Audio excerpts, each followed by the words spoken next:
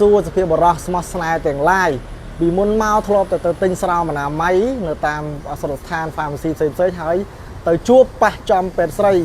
ដោយបង្វែរស្ថានភាពទៅជាការទិញថ្នាំឈឺក្បាលនោះឥឡូវនេះអស់បារម្ភហើយជាមួយនឹងទូលក់ស្រាវអនាម័យស្វ័យប្រវត្តិដែលបង្កើតឡើងដោយកូនខ្មែរមានតែមួយគត់នៅក្នុងអាស៊ានរបស់យើង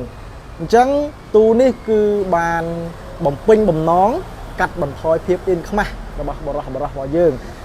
ការបញ្ជាទិញគឺងាយស្រួលខ្លាំងមែនទែនដោយគាត់តែបើកកាមេរ៉ាទូរស័ព្ទដាក់ចំ scan កន្លែងនេះវានឹងលោតមកប្រភេទស្រាមអនាម័យណាមួយហើយយើងចុចបង់ប្រាក់ទៅតាមហ្នឹងទៅ5នាទីទេម៉ាស៊ីននេះវានឹងរុញស្រាមអនាម័យចេញមកខាងក្រៅឲ្យយើងដោយស្វ័យប្រវត្តិសម្រាប់ម្ចាស់ទីតាំងដែលចង់បំពាក់ទូនេះគឺអាចតាក់ទងមកខ្ញុំបានពួកយើងនឹងដំឡើងជូនឥតគិតថ្លៃហើយពួកយើងនឹងផ្ដល់ជូនដល់ម្ចាស់ទីតាំងនៅប្រាក់ភាគរយពេញមួយជីវិតដោយមិនចាំបាច់ចំណាយលុយចំណាយកាយទេអញ្ចឹងសភាពបរិះរបស់យើងសូមចែករំលែកទៅឲ្យសភាពបរិះស្មោះស្នេហ៍រាប់ម៉ឺនរាប់សែនលានអ្នកដើម្បីបានស្គាល់ទូនេះហើយចូលរួមគ្នាកាត់បន្ថយការឆ្លងរីករាលដាលនៃជំងឺអេដស៍ក៏ដូចជាជំងឺឆ្លងផ្សេងៗបាយបាយ